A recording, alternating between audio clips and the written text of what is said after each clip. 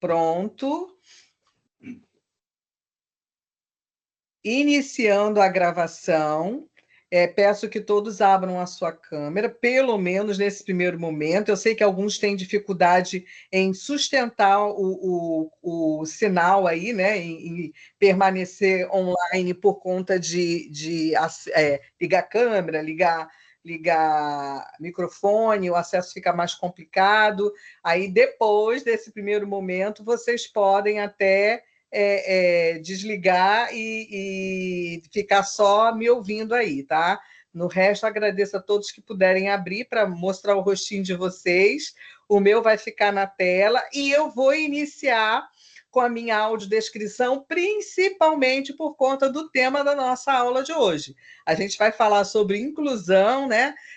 Sobre as políticas, sobre a legislação, sobre as ações, sobre algumas práticas.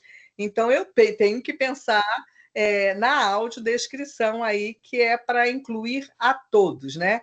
Todos tenham acesso, tenham condições, tenham o máximo de igualdade não de recurso em si, mas de competição, de participação, né? Tem alguém que está, acho que, com 2 acessos, que está dando eco aqui para mim. Né? Então, vou lá na minha. Ou baixa ou desliga nesse primeiro momento. Eu até tenho como tentar localizar quem é e desligar, mas aí eu tenho que abrir mais de uma tela, que já tem 3 telas aqui, três blocos aqui de aluno. Por favor, desliguem os seus microfones nesse primeiro momento, por favor. Senão fica dando eco aqui no meu retorno.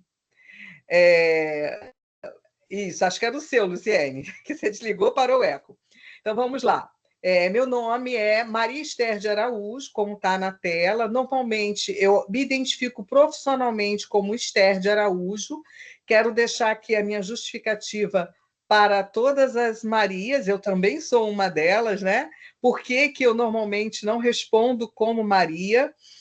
Na minha casa era Maria Esté e Maria da Glória, 2 Marias como irmãs. Não eram só 2 irmãs, não, tinha mais. Mas, por ser Maria e Maria, a mãe só chamava de Glória e Esté. Então, quando a mãe chamava de Maria da Glória ou Maria Esther, vinha bronca aí, né? Então, por falta de hábito, quando me chamam de Maria, eu não atendo. E às vezes parece falta de cortesia da minha parte, né? Ou desgostar do nome, muito pelo contrário. Né? Maria é um nome forte, mas é falta de hábito. Então, se a pessoa fica Maria, Maria, eu não atendo por falta de hábito. Eu acabo me identificando como Esther Araújo, né? Mas eu sou Maria, com muito gosto, Esther de Araújo.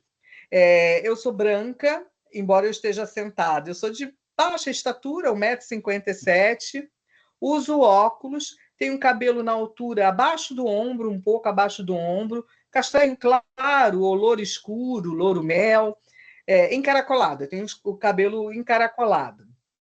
Estou usando uma blusa preta. Vocês estão vendo na tela que eu estou gesticulando, eu gosto muito de falar com o meu corpo se movimenta o tempo inteiro, né? E a gente tem aqui uma junção da turma de arte, de corpo e movimento, e da turma Arte, Saúde, Arte e Educação, né? Corpo e movimento, e também temos a junção com alunos de Libras. Por que eu fiz essa junção? Por conta do tema. Esse foi um tema de quem está no ProENAD desse ano me ouviu falar na palestra que eu dei mês passado. E como é um tema forte, em que é um tema que cai. Desculpa, gente, é porque eu estou ao mesmo tempo admitindo pessoas aqui e falando com vocês. Então, vocês vão me ver em alguns momentos aqui me movimentando de forma estranha, mas é porque eu estou admitindo as pessoas. Então, é um tema que em toda prova de concurso cai, prova de ENAD cai, o tempo inteiro se fala sobre a inclusão, que é uma política muito forte no Brasil e no mundo. Né? Então, nós temos legislação que nos respalda internamente, legislação que nos respalda internacionalmente, políticas internas, políticas externas. Então, é um assunto realmente forte, de ampla discussão e que esse tema é muito presente em provas de concurso público, em provas de avaliação no âmbito macro, né, que seria, por exemplo, o ENAD. Então, como é um material e um tema muito importante, eu resolvi compartilhar com vocês também, porque eu sei que especificamente aquela turma do ProENAD, aquele grupo que me ouviu, era um grupo da área de História. Então, eu trouxe esse assunto com algumas atualizações e algumas práticas para a gente discutir hoje. E ele é de interesse da área de licenciatura e mesmo para os cursos da área de gestão também, quando você fala, por exemplo, da inclusão no mercado de trabalho, né? Então, ADM, recursos humanos, gestão hospitalar, até mesmo direito, porque você tem clientes que são portadores de algumas necessidades especiais, não só educacionais, né? De locomoção, visual, auditivo. Então, é um assunto que interessa de uma forma geral, não só para a licenciatura, embora o foco que eu vou dar seja a licenciatura. Eu vou acordar com vocês o seguinte: eu vou expor o material e quando eu clico para compartilhar o material, vocês saem da minha tela. Eu fico vendo só a tela do slide. Então, não estou com o chat aberto, não adianta fazer pergunta ali, vocês podem até fazer algum comentário, mas pergunta vamos deixar para o final, porque eu não vou conseguir ver o chat. E que vocês mantenham o microfone desligado para não dar microfonia, tá bom? Então, eu vou compartilhar aqui o material. Conectou? Não deixa de nada. Estou ouvindo alguém com o microfone aberto.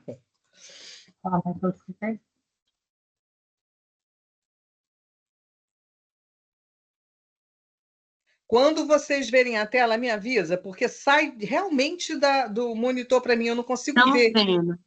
Já está aparecendo. Só não está no modo apresentação, professora. Pois também não entendo por quê, porque para mim está no modo apresentação.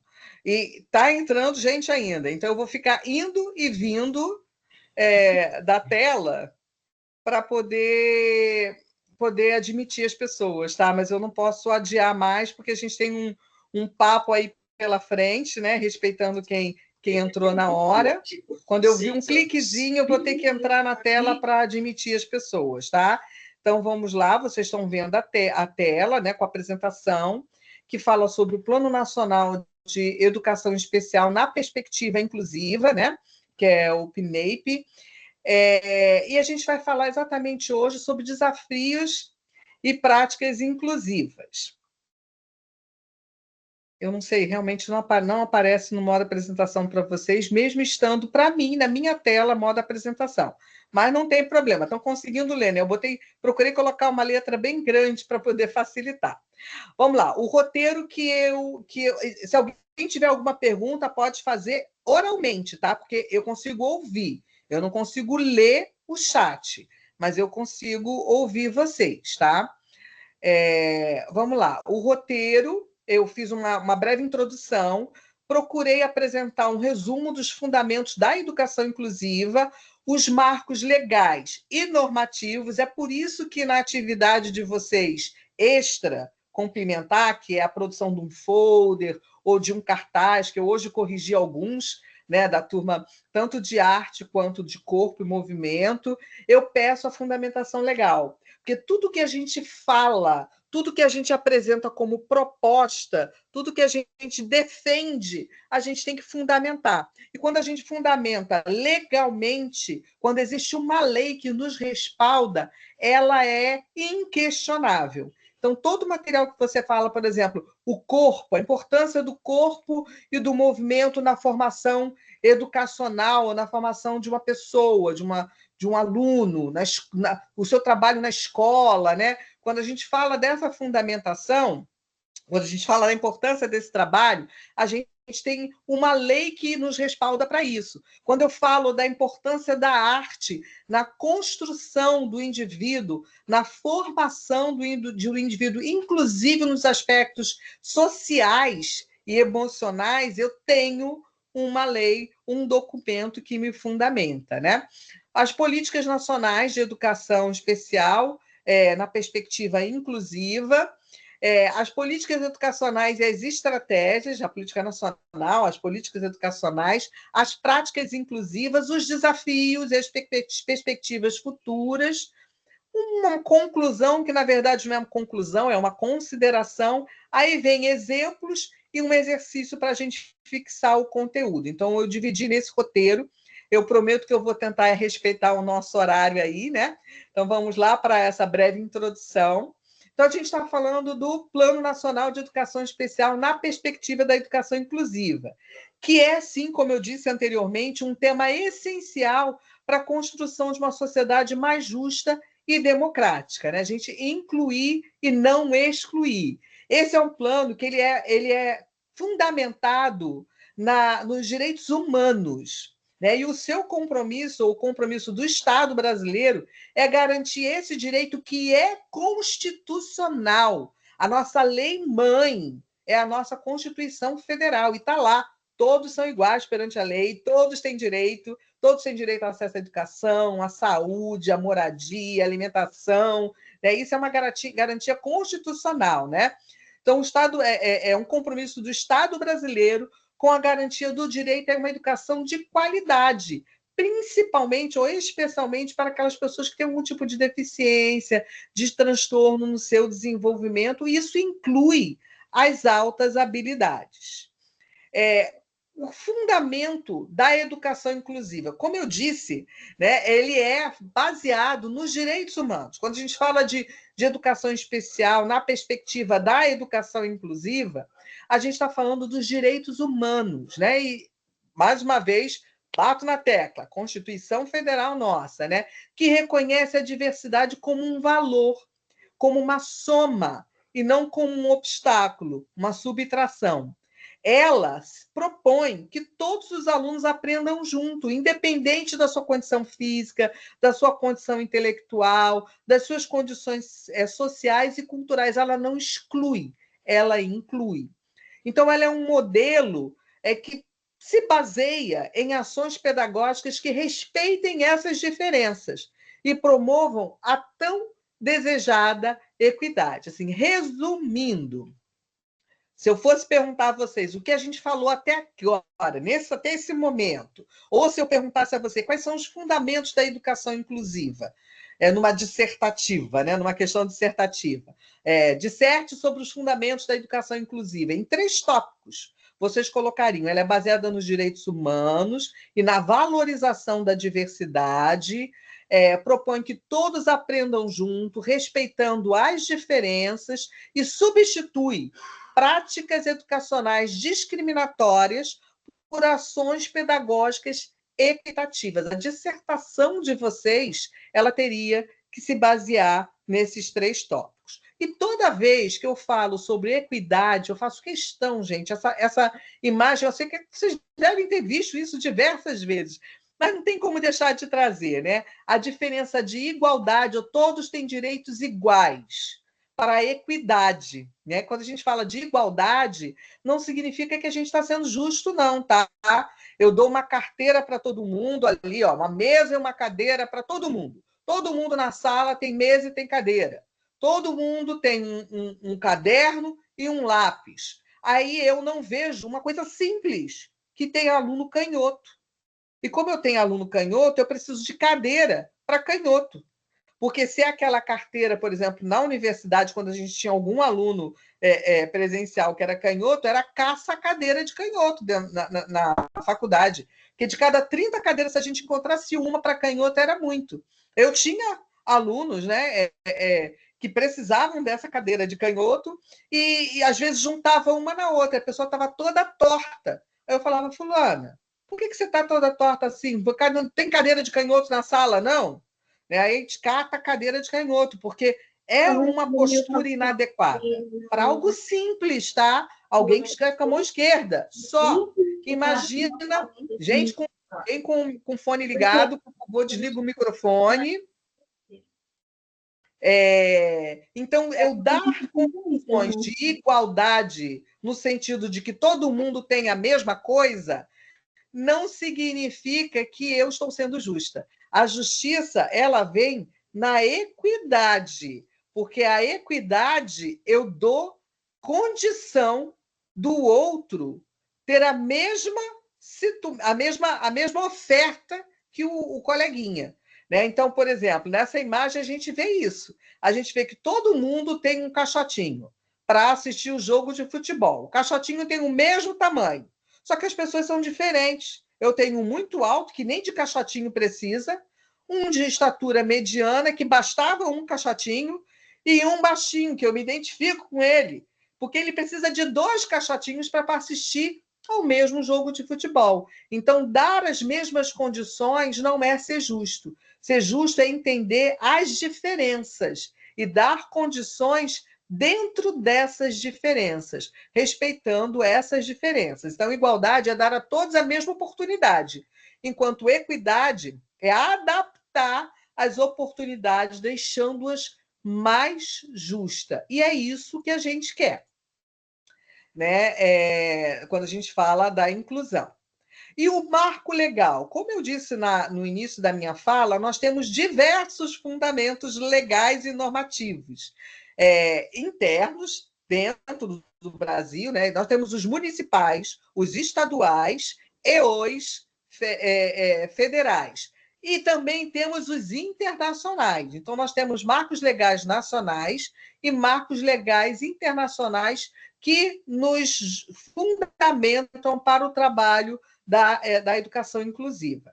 A nossa base legal, como eu falei anteriormente, a primeira é a nossa Constituição Federal, que fala do direito à educação e atendimento especializado, seguido da nossa Lei de Diretrizes e Base, a 93/94, que é de 96, né, que fala lá da educação especial como uma modalidade transversal. O decreto 6949, que é de 2009, olha quanto tempo tem isso, né? Que baseia-se na Convenção da ONU sobre o direito das pessoas com deficiência, aí é um marco até baseado numa convenção internacional. Nós temos a Lei Brasileira de Inclusão, que é de 2015, que tomou força agora, recentemente, alguns anos atrás, mas ela é de 2015. E o Plano Nacional de Educação, na meta 4, que fala da universalização do acesso e atendimento educacional especializado, as salas de AEE, né?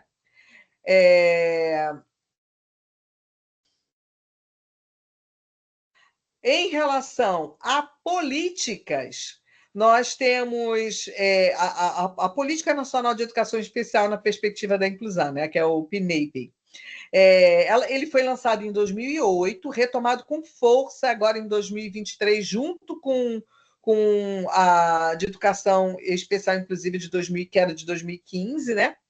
E o seu objetivo principal é garantir acesso, participação e aprendizagem dos estudantes, e o seu público-alvo é educação especial, no ensino regular, né?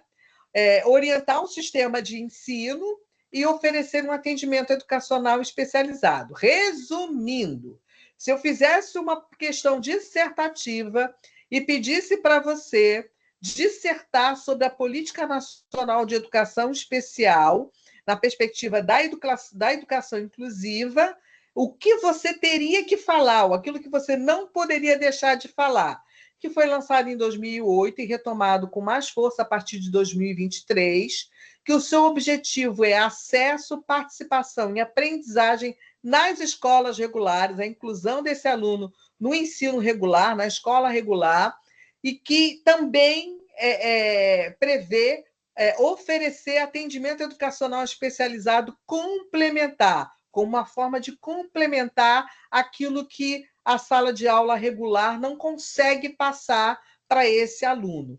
Incluir e não excluir ou rotular, tá?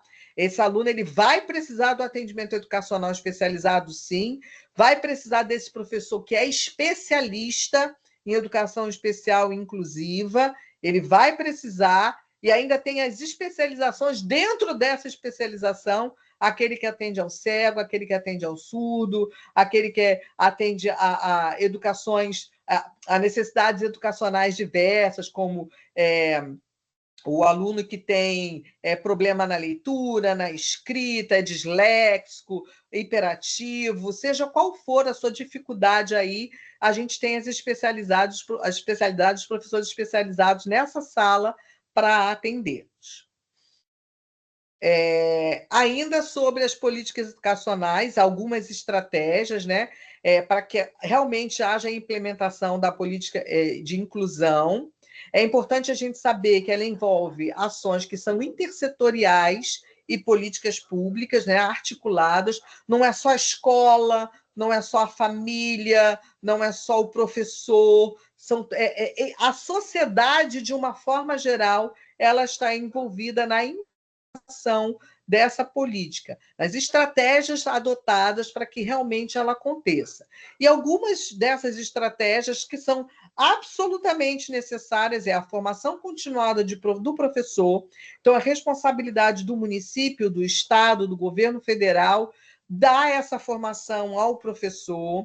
A sala de recursos multifuncionais, a AEE, ela é o local em que o trabalho é feito pelo especialista. Então, esse especialista ele é necessário e ele precisa ser especializado naquele tipo de assistência que ele vai dar. Existem, por exemplo, salas de recursos multifuncionais que é mais pautada para a pessoa que tem deficiência visual, outros que o profissional trabalha mais a questão da deficiência educativa, né? Auditiva, e assim por diante. Mas, normalmente, as salas de recursos multifuncionais que existem dentro das escolas regulares, se ela tiver o especialista, já está de bom tamanho. Né? As dificuldades mais específicas, né? Se é um surdo, normalmente alguns municípios adotam a construção de polos ou núcleos, como alguns chamam, né? Polo de educação especial, polo de trabalho educacional especializado, aí tem os polos com os especialistas atendendo nelas, inclusive profissionais da área de saúde, como, por exemplo, fonoaudiólogos, né?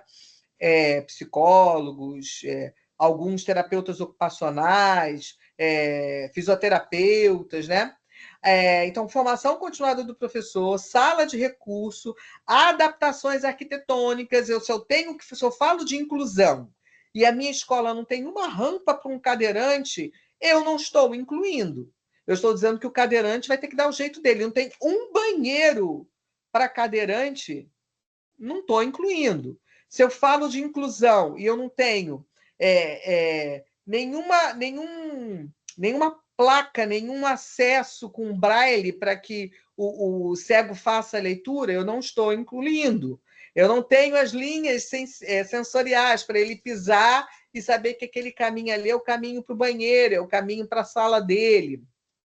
Se eu não tenho nada em Libras naquela escola, se eu não tenho nenhum mural visual para o cego, se eu não tenho um tradutor, eu não estou falando de inclusão, né? Parceria com família e instituições especializadas, exatamente para atender às necessidades específicas de determinados grupos ou alunos, né? Quando a escola não tem condição para isso. Né? Se a escola não tem condição para isso, ela tem que ter parceria. Né? Se o município não tem condição para isso, ele tem que ter parceria.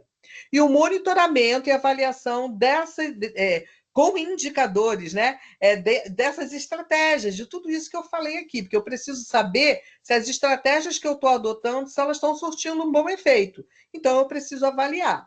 E a avaliação, ela tanto faz parte do processo educacional, quanto também ela faz parte dos projetos que são implantados pelas escolas para que as políticas educacionais aconteçam. Né? Então, se eu tenho como proposta fazer algo, eu preciso avaliar se aquele algo que eu estou fazendo é suficiente e está surtindo o efeito necessário. Práticas inclusivas na escola. Né? Claro que cada escola vai adotar as práticas possíveis dentro das suas condições de oferta, né? E dentro da sua necessidade. A gente está falando de inclusão aqui, a gente está falando de adequar o ambiente, a gente está falando de capacitar o professor, mas eu também na minha proposta educacional, digamos assim, né, eu tenho que fazer essa adaptação para incluir esse perfil de aluno. E ele vai desde o planejamento estratégico pedagógico, né, um planejamento pedagógico mais flexível, um currículo acessível, não significa eu cortar conteúdo, não significa eu diminuir ou adequar os meus objetivos. Esses objetivos são para os alunos que são ditos normais. Esses objetivos aqui são para os alunos especiais. Não, não é isso que eu faço, né? que eu tenho que fazer. Eu tenho que planejar de forma que o meu planejamento seja mais flexível e o meu currículo mais acessível, tá? Avaliação formativa, ensino colaborativo, muitas vezes aquilo que você, professor, e quantas vezes eu, como professora de nível superior mesmo, né? Às vezes a gente tenta ensinar um caminho para o aluno e o aluno não entende aquele caminho, né? Eu vou ensinando a executar uma determinada ação, sigo por aqui. Terminei, perguntei, tudo ok? Alguma dúvida? Aí vai aquele aluninho que levanta a mão e fala, professora, não entendi. Se eu sigo o mesmo caminho, ele não entendeu na primeira vez, vai entender na segunda? Não. Eu tenho que ter uma outra forma de explicar aquilo ali, explicar aquele conteúdo. Se eu vou explicar, vamos lá, vamos voltar do início. Aí eu volto a fazer o mesmo caminho. Não adianta. Esse caminho eu já fiz uma vez e ele não entendeu. Agora vamos tentar ir por outro caminho, vou tentar explicar de uma outra forma. Mas muitas vezes quem consegue explicar isso é o coleguinha do lado. Fala, fulano, é isso, isso, isso. Ah, entendi. Né? Então, quando você adota como estratégia, né, o ensino colaborativo, quando você flexibiliza esse planejamento, torna esse currículo mais acessível, você valoriza o saber do outro, inclusive. E esse outro pode somar de forma colaborativa para aquele coleguinha que está ali. É uma troca, gente. Tanto o aluno especial enriquece o saber do aluno dito normal, do ensino regular, quanto do regular dito normal que está entre aspas, tá, gente? É porque as pessoas falam assim, meu filho é normal, meu aluno é normal, né?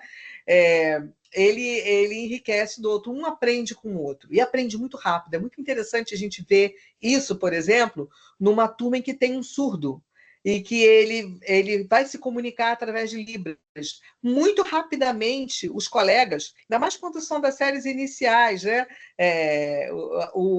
Está no processo de alfabetização, eles aprendem muito rápido e não esquecem mais. É como literalmente aprender um segundo idioma. Quando você aprende português e inglês, português e francês, português e italiano, português escrito, Libras, você não esquece mais nas séries iniciais. Imprime-se. As janelas de oportunidade neurológicas, elas estão tão abertas nessa fase que o que é impresso não é mais esquecido, né? Então, é muito interessante ver isso. E o projeto interdisciplinar e tutoria entre pares, que não deixa de ser um ensino colaborativo, né? É muito importante que a gente tenha isso como uma prática a ser adotada nas escolas que se propõem a trabalhar de maneira inclusiva. Desafios e perspectivas, né? Muitos avanços, sim, foram feitos. Conseguimos avançar bastante no que se fala de inclusão. Se você for parar para pensar que aproximadamente, quando a gente fala de ciências sociais, ciências humanas, né? Quando a gente fala de ciência de uma maneira geral, 10 anos é pouco. 15 anos ainda não é o suficiente. Quando a gente fala de educação, pensa que uma política de governo, a entrada de um prefeito, por exemplo, ele entra, ele tem 4 anos de mandato. No primeiro ano, ele vai observar como está, entra com a sua proposta, mexe na sua equipe. No segundo ano, ele começa a aplicar suas propostas políticas, quando a gente fala de um político sério. Ele aplica no segundo, aperfeiçoa e implementa no terceiro, o último ano é campanha política. Então, na verdade, só houve trabalho aí em 2 anos. Então, se ele tiver o seu mandato renovado por mais 4, 8, ele vai ter como dar continuidade a essa política, o secretário de Educação, né? Ainda assim, para você avaliar um ciclo inteiro, não é suficiente. O aluno que entrou lá para alfabetizar no primeiro ano e não chegou no nono ainda, para eu avaliar se o caminho que eu estou seguindo é suficiente. Eu tenho uma avaliação parcial. O aluno que entrou no primeiro ano, no final de um mandato, ele ainda não chegou a concluir o quinto ano. Mas se eu tiver dois mandatos, 8 anos, ele vai concluir o quinto e eu vou continuar avaliando, mas ele não chega no nono. Então, por isso que a gente fala que ciências sociais ou ciências humanas, elas são, quando a gente fala que a gente precisa de minimamente 15 anos para o aluno que estava no primeiro ano conseguir completar o que a gente fala de ensino médio, mas ele não entrou no ensino superior. Então, é pouco tempo. Né? A gente, se você for parar para analisar, é pouco tempo. Né? Então, quando a gente fala de desafio e perspectiva, a gente andou bastante? Andou. Aproximadamente em 2006, o currículo de formação de professores, quem é da época mais aí, década de 90, vai lembrar disso. Né? Os professores eles ainda eram formados na década de 80, 90, pelas escolas de formação de professores. Então, era um nível médio que formava o professor da educação infantil, que não era obrigatória, até o quarto ano. Era aquela normalista, era aquela professorinha que se formava no ensino médio. Eu mesma quase me formei no ensino médio. Depois eu parti para a formação geral, mas eu quase me formei no IEPIC, Instituto de Educação para a Formação de Professores de Niterói. Quase que eu me formei lá. Só não me formei lá porque eu mudei, fui para morar em São Gonçalo. Aí saí de Niterói para São Gonçalo, era muito longe, eu troquei de escola.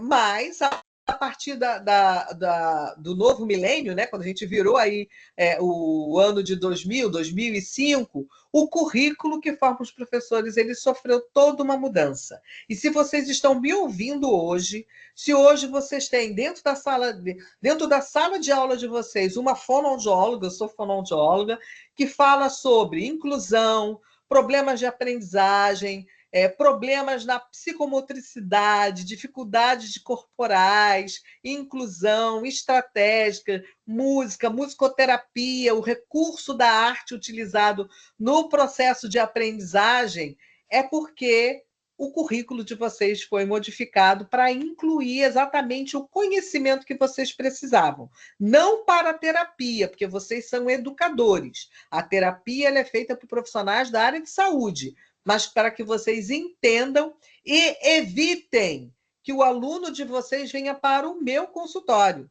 Eu, como fonoaudióloga, que trabalho com as escolas, eu sempre trabalhei com formação de professores, sempre. Embora eu atuasse na fonoaudiologia também terapeuticamente falando, eu sempre trabalhei com triagem escolar, orientação de professores, orientação de projetos aplicados na escola, encaminhamento de alunos para avaliação, exatamente porque eu entendo que se for feito um bom trabalho na escola pelo professor, esse aluno nem vem para mim. Boa parte dos problemas educacionais eles são de origem pedagógicas, eles não são de origem fisiológica, eles são de origem pedagógica. Então, se você fizer um bom trabalho na escola, se a família fizer um bom trabalho, esse aluno nem segue para a área da saúde, ele continua na educação o tempo todo. Eu não estou falando que todos os alunos, eu estou falando a maioria, e é a maioria, gente, mais de 50%, o problema é pedagógico. Né? Então, desafio. Falta de formação adequada de professores, mesmo que a formação continuada seja uma política, a resistência cultural à inclusão, ainda há uma resistência muito grande, ela não vem por parte da criança, ela vem por parte da família, preconceituosa ou que acha que um aluno especial vai atrasar a educação do seu filho.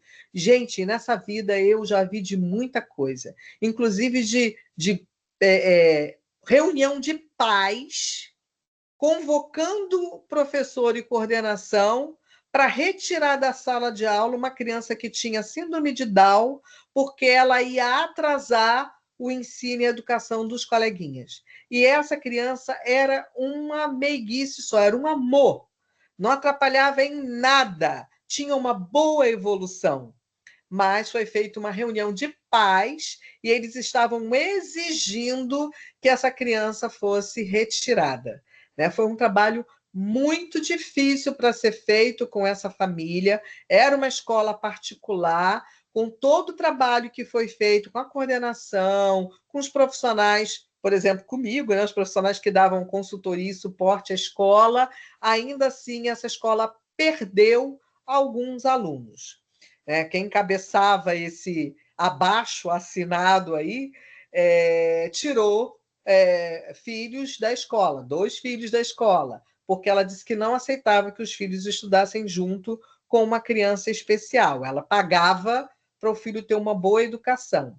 Então é muito difícil, né? A resistência cultural, a inclusão é grande. E por mais que a gente falasse da legislação, pedagógico, das adaptações, que em nada o filho dela seria prejudicado, não deu jeito, né? Então, a resistência cultural à inclusão ainda é muito grande. A infraestrutura da escola também é insuficiente. Nós temos muitas escolas que não têm rampa, não tem banheiro adaptado, ou tem rampa, mas para poder sair do pátio para entrar na sala de aula, alguém tem que levantar a cadeira do cadeirante, porque não tem rampa ali, só tem rampa na entrada, né? Então tem toda uma infraestrutura necessária aí que ainda é bastante frágil. A necessidade de um maior investimento público, tudo isso que eu estou falando aqui, desde a formação do professor, pelo menos se refere à formação do professor e à infraestrutura necessária para a escola, ela vem do investimento público, né? O compromisso coletivo não é só responsabilidade do professor, do diretor, do coordenador, do fonoaudiólogo, do psicólogo, do psicopedagogo, é um compromisso coletivo e que a gente deve, de todo, informar a sociedade da importância da inclusão, do valor das diferenças, para a gente poder minar essa resistência que eu disse para vocês, né? Então, é um compromisso coletivo, sim, ele é essencial para o futuro da inclusão. Infelizmente, gente, a gente hoje em dia ainda vê, eu não consigo entender, né? Por que isso ainda acontece? Pessoas de pele branca que não querem ser atendidos por médicos de pele negra, né? De preto, não quer ser atendido por alguém de pele preta. Minha filha é médica, ela viveu isso recentemente num interior. Ela falou: mãe, eu achei que isso não existisse mais, mas eu fui chamada para atender uma criança porque os pais daquela criança não queriam ser atendidos pelo outro colega dela que era preto. Né? E para evitar maior atrito, o diretor da unidade chamou minha filha para atender. Ela achei que isso não existia, né? E existe ainda isso. A gente só acredita quando a gente vive isso, de fato, né? O futuro da educação inclusiva depende do comprometimento coletivo. Isso envolve governo, né? Governantes, educadores, família e a sociedade de uma forma geral. Então, conclusão, mas não é a conclusão, são só algumas considerações, tá? A educação inclusiva não é apenas uma política educacional, ela é uma afirmação de cidadania e, como eu disse no início, de justiça social. É justo, é digno, né? É a justiça social. O Plano Nacional de Educação Especial, na perspectiva da educação inclusiva, é um instrumento poderoso, sim, para transformar a escola em um espaço que, de verdade, é democrático, onde todos têm lugar, todos têm voz e todos têm a sua vez. Então, se eu fizesse uma dissertativa falando, né, passando para vocês assim, me fale sobre a educação inclusiva a política, né, nacional de educação especial na perspectiva da inclusão. O que você não poderia deixar de falar, dentro das suas considerações, que a educação inclusiva ela é sim uma afirmação de cidadania, e de justiça social, que o plano transforma a escola em um espaço democrático que deve ser acolhedor, de forma que todos tenham lugar, todos tenham voz e todos tenham vez. Então, é isso que você não pode esquecer. É isso que você, como educador, que vai estar lá praticando, lá na ponta, é isso que você tem que entender. O meu aluno que é cego tem lugar, tem voz e tem vez? O meu aluno que é cadeirante tem lugar, tem voz e tem vez? O meu aluno que é surdo, o meu aluno que tem alguma deficiência intelectual, né? O meu aluno que tem algum comportamento atípico, ele tem lugar, tem voz, tem vez? E assim, a importância da escola, gente, a importância de um professor qualificado, um professor atento. Por exemplo, fui diagnosticada com a minha deficiência visual e eu tenho uma assimetria entre o olho direito e o olho esquerdo. Eu tenho baixa visão no olho direito e uma visão normal, hoje já nem tanto, porque eu já tenho vista cansada, né? No olho esquerdo, isso foi diagnosticado, isso foi detectado na escola. Eu sentava na primeira fileira, ainda fechava os olhos e focava no quadro.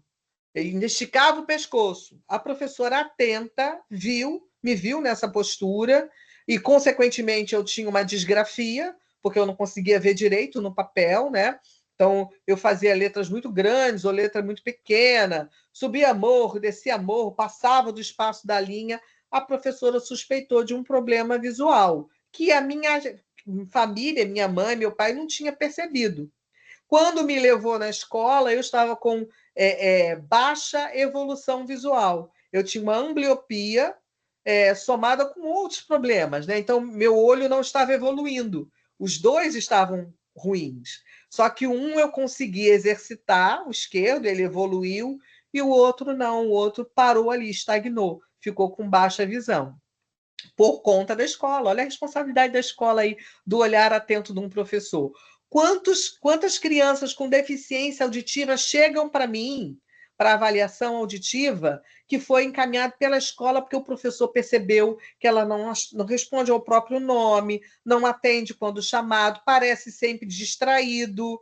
Aí a escola pede uma avaliação auditiva. Alguns municípios tornaram obrigatório a avaliação visual e auditiva antes da alfabetização, que eu acho maravilhoso, porque você passa um pente fino ali e todas as crianças são avaliadas pelo próprio poder público. É o próprio município que faz isso. Né? Ele avalia auditivamente e visualmente essa criança. O problema de audição ela não tem, problema de visão ela não tem. Vai para a alfabetização. Então, já elimina um problema ali, né? Boas políticas trazem bons resultados. Vamos citar agora alguns exemplos de um planejamento que prevê esse processo de inclusão, né? Então, a proposta 1, construir um planejamento pedagógico inclusivo, tendo como referência a Base Nacional Comum Curricular, né? Que muitos de vocês citaram a BNCC no material de vocês, no folder ou no cartaz que vocês fizeram, né? Vamos uma situação fictícia que, na verdade, não é fictícia. Escola pública com alunos com deficiência intelectual e transtorno do espectro autista, no ensino fundamental. A proposta é o conteúdo de ciências, construir um planejamento pedagógico inclusivo para o conteúdo de ciência. Base legal, a Lei Brasileira de Inclusão. BNCC, prevê a flexibilização curricular e a valorização da diversidade. Então, eu tenho fundamento. Olha aí porque eu pedi para vocês colocarem o fundamento de vocês lá no folder, né? Ou no cartaz. Muitos citaram BNCC, mas tem que citar a LDB, né? Para falar de arte, para falar de corpo, para falar de inclusão, para falar de surdez, vocês precisam citar a Lei Brasileira de Sinais, né? Pensa que vocês estão construindo um material para leigo, quer que seja para família, quer que seja um material para ser utilizado na formação continuada de professores, precisa sempre fundamentar legalmente.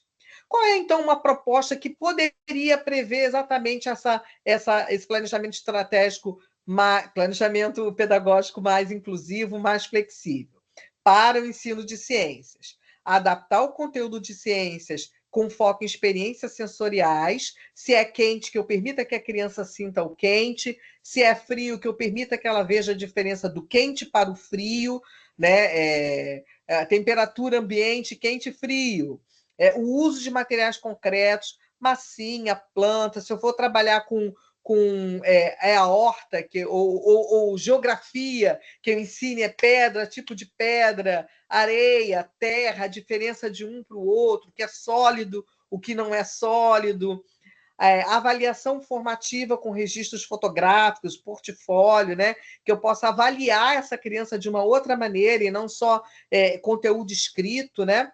E apoio do professor da sala de atendimento especializado, até porque educacional especializado, até porque a gente está falando de alunos, no caso, nesse exemplo, ele tem deficiência intelectual e ele tem transtorno do espectro autista, e muitos não são oralizados. Então, como é que eu vou avaliar a escrita? Como é que eu vou fazer um outro tipo de avaliação? Eu preciso adaptar a forma de avaliar. E muitas vezes um portfólio ou um registro fotográfico, uma maneira mais prática, digamos assim, né? Mais concreta de avaliar, seja a mais adequada. Vamos para a segunda proposta, aí já é uma proposta de intervenção, o caso fictício, que também não é fictício, tá? Eu só não estou citando aqui o nome da escola, mas são casos reais, né?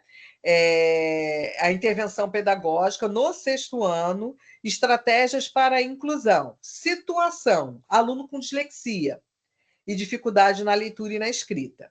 Né? Assim, só para vocês terem uma noção do que é a dislexia, a gente que é profissional da área de saúde diz que a dislexia ela é uma doença do mundo alfabetizado, porque se não existisse leitura e escrita, não existiria dislexia.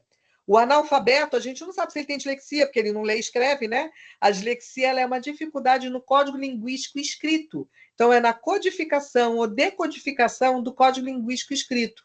Ele tem dificuldade de entender o que está escrito e de colocar suas ideias no papel. Fora disso, não. Não significa que ele não está aprendendo. Então, o dislexo é um dos únicos alunos que a gente sabe que adora uma prova oral, porque ele consegue se expressar muito bem, mas ele tem dificuldade de colocar isso escrito. Então, ele se expressa oralmente. Então, é esse o caso, tá? Aluno com dislexia e dificuldade na leitura e na escrita. A nossa base legal é a LDB. A proposta de intervenção é: vamos fazer uma leitura compartilhada, com apoio de colegas, tutoria entre pares, né? O trabalho colaborativo, atividades com áudio e vídeo para facilitar a compreensão de texto, lembrando sempre que a dificuldade dele é no escrito, né? No código linguístico. Avaliações orais, ele gosta demais de avaliação oral, ele consegue se soltar muito mais quando ele pode falar, ou o uso de softwares de leitura, para que aquilo que ele tem dificuldade neurologicamente de fazer, um software faça por ele, porque ele não tem problema na aprendizagem, digamos assim. Ele tem no código linguístico. Tempo estendido para a realização de provas, gente, é uma coisa básica. Ele precisa de um pouco mais de tempo do que os demais, até porque, se você vai utilizar esses recursos, ele precisa de tempo para utilizar esses recursos, mas ele consegue evoluir. Nós temos advogados disléxicos. E como é que ele escreve os processos? Você tem softwares em que você fala e o software escreve. Secretárias, auxiliares, assistentes.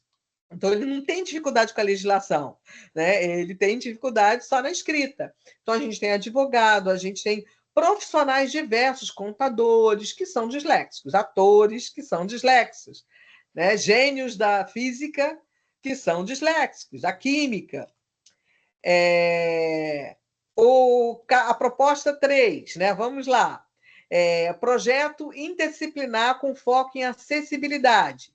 Escola com alunos que têm deficiência visual e deficiência física. Então, é claro que eu vou precisar adaptar o espaço físico, né?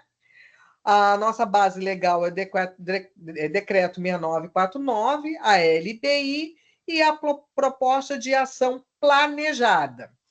um projeto que foi denominado, nesse caso é real isso, tá?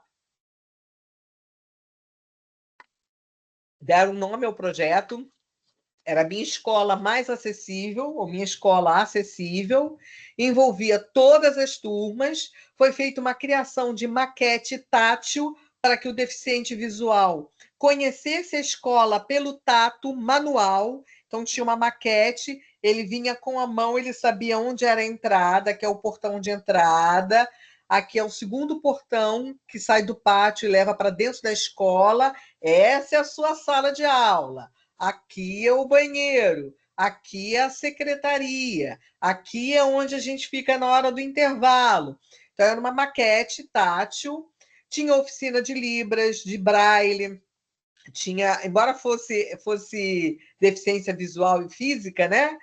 A proposta, mas tinha oficina de Libras, tinha oficina de Braille, que contava com a participação do público interno e a participação do público externo.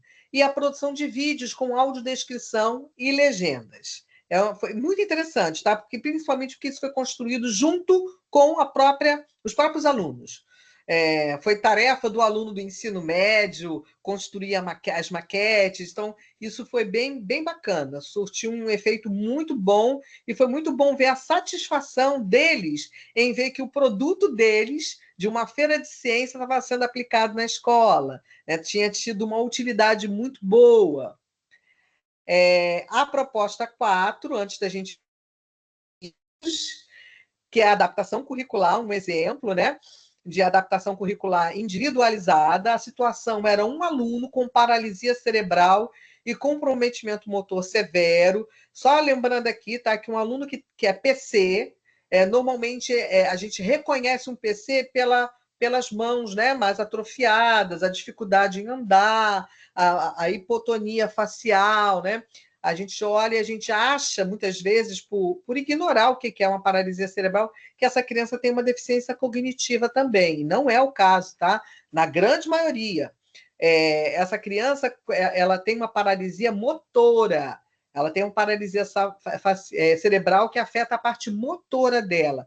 São crianças que normalmente sofreram no parto uma hipóxia, baixa oxigenação, ou uma anóxia mesmo. Por um período, elas ficaram sem receber oxigenação. Quanto maior o período sem essa oxigenação, maior é o comprometimento cerebral, maior é o comprometimento motor. Então, essas crianças, elas têm a sua parte cognitiva preservada, na sua grande maioria, se for só a paralisia cerebral, tá? Existem casos em que o quadro é sindrômico. Sindrômico ou síndrome significa que ela tem diversos sintomas, né? Não só um. Ela tem muitos sintomas, mas se for só a paralisia cerebral, o que ela vai ter é um problema motor. No caso, essa criança tinha um comprometimento motor severo. Então, posturar na cadeira, tudo é necessário, tá? Então, se ela tinha um comprometimento motor severo, essa criança você já vai presumir que ela não vai oralizar, ela não vai verbalizar, porque a parte motora dela, necessária para mover língua, para falar, também fica comprometida. A gente tem a LBI como fundamento legal, o PNE, a meta 4, que fala da universalização de acesso, então essa criança também tem que estar lá, né? A própria questão do atendimento especializado. A proposta de intervenção foi um plano de ensino, sim, individualizado, com foco em habilidades funcionais e não nas habilidades motoras, mas naquilo que lhe funcionava bem. O uso de comunicação alternativa, prancha, software, de forma que ele possa se comunicar por símbolos, né, para que você entenda o que essa criança precisa, se ela está com sede, se ela está com fome, se ela precisa ir no banheiro, se ela usa fralda, se tem que trocar, né, se ela está precisando que você mude ela de posição, porque aquela posição está incomodando, né? Então, tudo isso, as pranchas ou os softwares, eles inclusive oralizam, verbalizam por ela, né? Emitem o som por ela. A participação em atividades coletivas com mediação constante, o tempo inteiro ela vai precisar de mediação, e uma avaliação baseada principalmente no desenvolvimento e na autonomia dela, né? Não é fácil, mas é possível. E você precisa entender que se é só motor, o cognitivo dela está está correto. Agora vamos para o exercício, a gente já está na fase aí final da nossa aula, né? Eu vou pedir aí para que vocês falem para mim e escrevam aí no chat qual é a alternativa que você considera correta para o seguinte exercício. Em uma escola pública de ensino fundamental, a equipe pedagógica está discutindo estratégias para garantir a participação efetiva de todos os estudantes, incluindo aqueles com deficiências, transtornos do espectro autista e altas habilidades ou superdotação. Durante a reunião, a coordenadora pedagógica propõe revisar o projeto político-pedagógico à luz do PNEI. Considerando essa proposta, qual das ações abaixo está alinhada com os princípios da política inclusiva? A. Criar turmas especializadas para estudantes com deficiência, com currículo adaptado e professores especializados. B. Incluir no PPP diretrizes que promovam um planejamento colaborativo entre professores do ensino comum e do AEE, visando práticas pedagógicas inclusivas. C. Estabelecer critérios de desempenho mínimo para a permanência de estudantes com deficiência nas turmas regulares. D. Priorizar a formação de professores do AEE, uma vez que são os principais responsáveis pela inclusão. E. Prever a contratação de profissionais de apoio para estudantes com deficiência física, por serem os que mais demandam suporte. Qual dessas opções vocês consideram a mais correta? A, B, C, D ou E? Professora, letra B. Letra B? Também concordo, letra B, professora. Letra B. Vamos ver. Letra B, por quê? De fato, é a letra B, tá?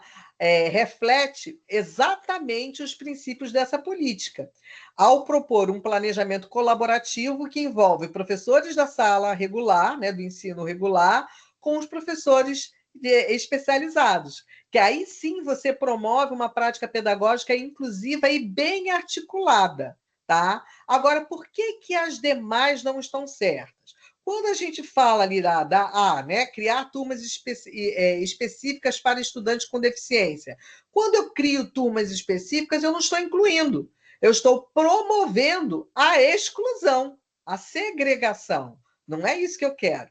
Quando eu também falo de estabelecer critérios mínimos para permanência, né, eu vou exatamente fazer aquilo que não deve ser feito. Eu vou criar diferença. Então, estabelecer critérios de desempenho mínimo para permanência reforça também a exclusão e desconsidera essa diversidade. Eu tenho que adaptar e flexibilizar o currículo, flexibilizar o meu planejamento, mas não criar critérios mínimos. Quando eu falo de formação, eu falo de formação tanto dos professores das salas regulares, comum, quanto os professores da AEE. Ele não é mais importante. Eu tenho que manter uma formação continuada de todos os meus educadores. E quando eu falo da previsão de profissionais de apoio para um grupo específico, no caso seria o que tem problemas motores, né? Aqui a letra E falava exatamente de problemas, deficiência física, aqui, ó, deficiência física, eu não estou incluindo. Eu estou desconsiderando a diversidade, eu estou desconsiderando o cego, o cadeirante, o surdo, o superdotado, né? Então, isso não é inclusivo. Muito bem, exatamente a B. Exercício 2. Durante uma formação continuada sobre educação inclusiva, professores de uma escola estadual relatam dificuldade em adaptar suas práticas pedagógicas para atender à diversidade dos estudantes. Um dos professores propõe uma reflexão sobre o papel da avaliação nesse processo. Com base nessas políticas, qual das alternativas a seguir representa uma abordagem coerente com a avaliação inclusiva? Uma abordagem coerente com uma avaliação inclusiva. A. aplicar provas diferenciadas para estudantes com laudo médico, garantindo equidade no processo avaliativo. B. Utilizar instrumentos padronizados de avaliação para todos os estudantes, assegurando a isonomia. C. Incorporar diferentes formas de avaliação, autoavaliação, portfólio, observação, que considerem as singularidades dos estudantes. D. Reduzir o número de avaliações para estudantes com deficiência como forma de compensação. E. Avaliar o desempenho dos estudantes com deficiência com base em critérios mais flexíveis, mas sem alterar o objetivo da aprendizagem. Qual dessas opções? Professor, eu tenho uma dúvida. No Pode falar. caso, a avaliação diferenciada pode ser, no caso da letra A, provas diferentes para estudantes com laudo. Eu sou agente de apoio e o meu aluno não acompanha a turma. Então, no caso, as atividades que eu faço ele é diferente das atividades que são propostas para a turma. Houve uma adaptação. Isso conta correto. como uma atividade, como uma forma de avaliação ou não? Tem que ser colocado outras formas. Então, se a professora considera, por exemplo, formas diferentes de avaliação, observe que na C tem a observação ali como uma possível forma de avaliação.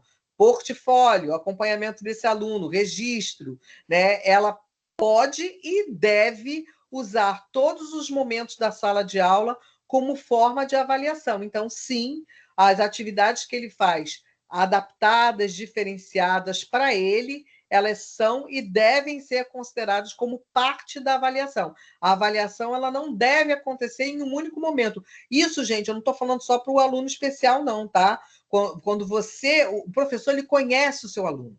Então, muitas vezes, o aluno ele não vai bem numa prova escrita, mas ele vai muito bem na prática do dia a dia. Então, isso aí a gente tem que considerar, porque a prova escrita é uma forma de avaliação, mas não é a única. Então, sim, isso deve ser considerado como avaliação, mas eu vou te dizer por que essa A aí não está certa. Quando você fala aplicar provas diferentes para estudantes com laudo médico, nem todos os meus alunos têm laudo. O diagnóstico, por exemplo, de um TDAH é um diagnóstico que não é feito todo dia. Até porque não existe um exame de imagem, um exame de sangue que comprove um TEA. O TEA é um diagnóstico todo focado no comportamento, né? Então, tem uns que fica mais claro o problema, em outros não. Então, a própria questão da deficiência cognitiva, às vezes ela é muito disfarçada, mas ela está ali, né? E não é fácil dar um laudo. Eu atendi uma criança disléxica que a mãe, quando teve o diagnóstico do filho dela como dislexia, ela pediu para ser avaliada, porque a vida inteira dela ela sofreu sendo excluída e passada de ano. Passa ela aí, coitada, senão ela não vai se formar nunca. Então, ela se conteve em ter o ensino médio mal feito, segundo ela, né? Porque ela não aprendia, ela era burra, ela era dislexa. Aí, quando ela viu que o filho dela, porque há um fator hereditário aí na dislexia, né? Quando ela viu que o filho dela tinha, ela falou: pode fazer a minha avaliação?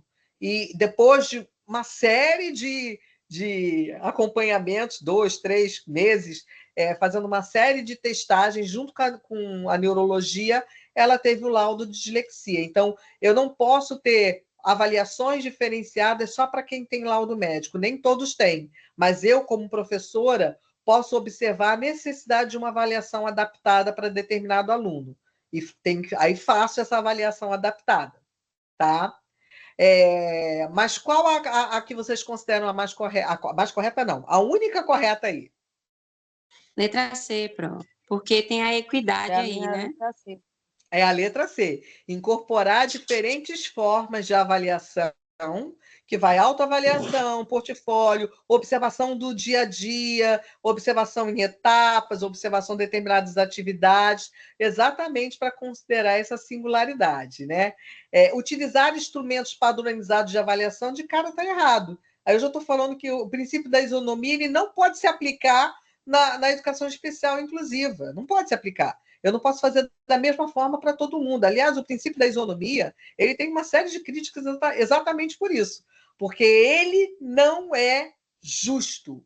Ele não é justo o tempo todo. É muito utilizado a figura daquela mulher, mãe, dona de casa, brigando, lutando por uma promoção, enquanto normalmente o homem, mulher, né? O homem está ali sem precisar fazer tudo que uma mulher faz e, consequentemente, ele vai acabar indo mais rápido, né? A isonomia acaba dificultando, embora isso está se modificando aos poucos, né?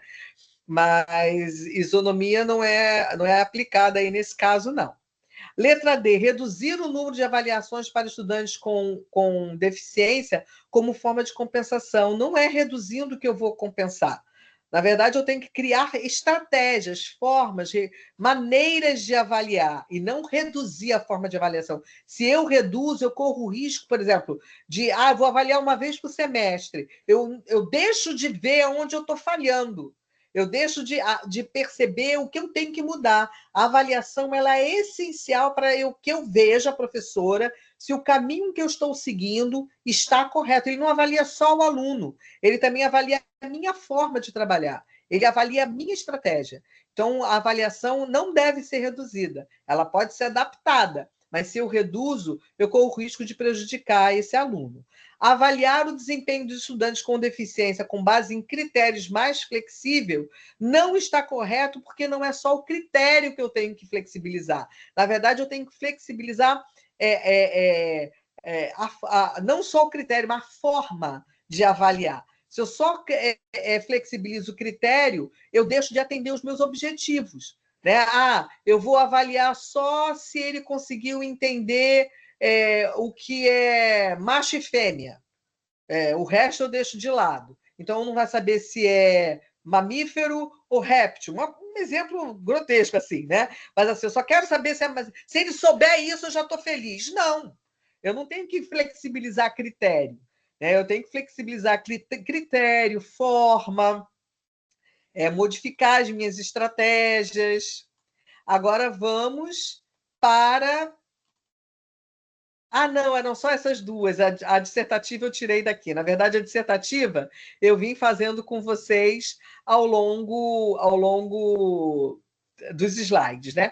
Aí eu dou como referência... Aqui é o gabarito da última questão, né? Mostrando por que a C é correta e por que as outras não são. E essa é um exemplo de leitura sugerida aqui para vocês. Eu vou agora deixar de compartilhar, parar o compartilhamento para ver aqui vocês de volta, né? Trazer vocês de volta à tela, e eu também. Obrigada, Tati. Eu falo disso com muito prazer, porque é a vivência, é o dia a dia, né? Então, é muito, muito bom trabalhar com vocês. Eu sempre trabalhei minha vida inteira com formação de professores, né? Eu digo que eu sou formadora de formadores. E é muito bom quando vocês fazem um bom trabalho na escola. Eu fico feliz quando eu recebo encaminhamento que os pais trazem assim com o apontamento da escola, de solicitar um tipo de avaliação ou de dizer mais ou menos o que a criança tem, porque quando o trabalho é bem feito pela escola, a gente dá muito mais oportunidade a essa criança, né? Pode falar, Laine, né? Laine. Boa noite, Pro. Primeiramente, muito obrigada pela aula maravilhosa. E queria compartilhar com a senhora uma experiência que eu tive, que na sala em que eu estou estagiando, tem muitas crianças com muitas particularidades, né? E uma só é diagnosticada, de várias. Então, assim, a gente percebe a diferença na hora de entender determinadas coisas. Por exemplo, para explicar, né, o movimento de rotação e translação. Para explicar para alguns, eu coloquei uma borracha no meio, né, girei sozinha, para explicar que quando a Terra gira sozinha, é rotação. e girei o lápis em volta da borracha para dizer que quando o lápis gira em torno do Sol, é translação. A maioria entendeu. Mas teve alguns que não teve jeito, eles se distraíam muito. Então, eu fiz manualmente, eu fiz o Sol no palitinho e fiz a Terra no palitinho, escrevi o nome dos movimentos no palito, e à medida que vai girando, vai formando os nomes. E eles brincaram com esse recurso e eles aprenderam dessa forma. Então, é a forma que a gente vai adaptando, como a senhora falou, é mais visual, né? Para explicar as É, partes da planta. Eu levei uma planta com raiz para mostrar eles isso como as coisas, porque para eles ficou mais fácil. Só complementando o que a é senhora falou. tornar a aula mais sensorial, né? Tornar a aula mais tátil, mais sinestésica. Isso é maravilhoso, é maravilhoso. E é uma maneira da. Aliás, acho que toda criança gostaria de aprender dessa forma. Gente, eu aprendi, eu não sei se alguns de vocês vão saber o que é. Tinha uma cartilha chamada O Sonho de Talita, que a gente depois da fase adulta falava que era o pesadelo, na verdade, né? Então, nessa cartilha O Sonho de Talita, a aprender frio e quente era um copo desenhado, como se fosse uma caneca de café com uma fumaça assim desenhada. E o frio era um copo, como se tivesse umas pedrinhas de gelo dentro e umas gotículas lá de fora. Isso é forma de aprender quente e frio? Não é forma de aprender quente e frio. Eu vou saber o que é quente e o que é frio pegando. Né? Então,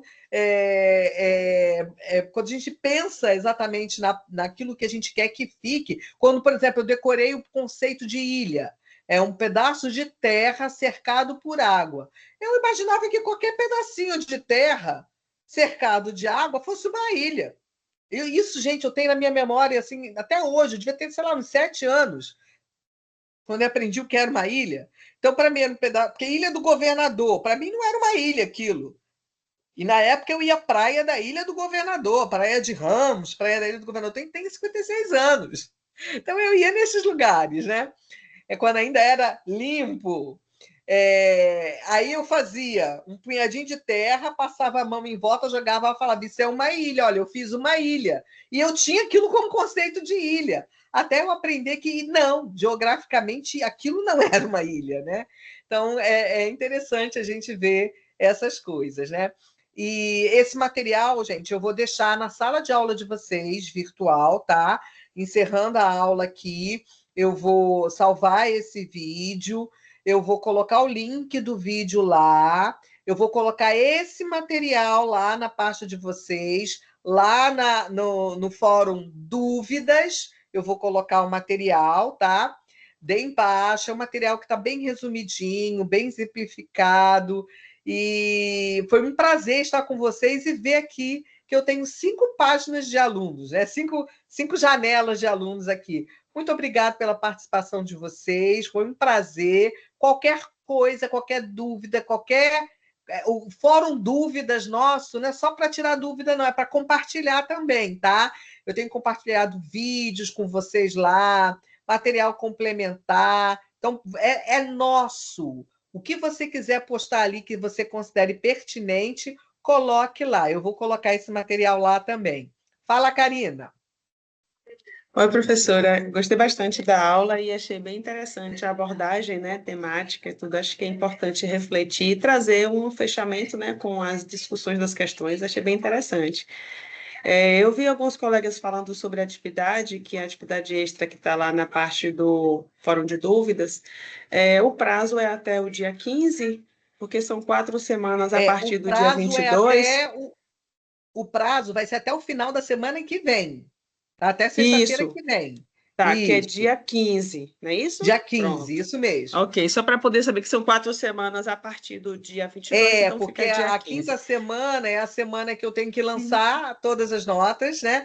Uhum. Fórum, fecho a nota Certo. correspondente, até para vocês terem noção da pontuação que vocês têm na disciplina. Aí fica Tá. pendente só o último, o integrador. Não, que eu fiquei em dúvida se seria dia 12 ou dia 15, porque Dia 15. 4 semanas seria, tá bom. Obrigada, Até professora. dia 15. Já tem gente postando. Aí, assim, Sim, quem sim, tiver eu vi. dúvida, por que eu peço para botar lá no fórum dúvidas? Exatamente para a gente compartilhar, porque tanto eu dou baixa, quanto você também consegue ver o do colega, né? E a intenção é essa, gente, um material que seja de apoio coletivo. Né? Lembra que a gente está sempre falando de um ajudar o outro, de um apoiar o outro. É apoio coletivo. A produção é individual, mas você pode ter a referência do coleguinha lá, tá bom? Obrigada. Gente, muito boa noite, muito obrigada pela participação de vocês e até a próxima. Boa noite. Vou deixar aqui, vou Boa tirar aqui a noite. gravação. Tchau, tchau. Boa noite. Boa noite, galera. Tchau.